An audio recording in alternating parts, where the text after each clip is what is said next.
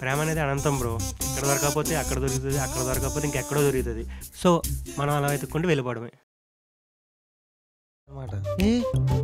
అంతేం లేదండి. ఆ అమ్మాయిల విషయాల్లో అప్పట్లో రాములు వారు, ఇప్పట్లో నేను పెద్ద టాక్ అండి బయట. ముందు రామావతారమే, తర్వాతే కృష్ణావతారం. అమ్మాయిలు చెప్పరు మాయా, అర్థం చేసుకోవాలి.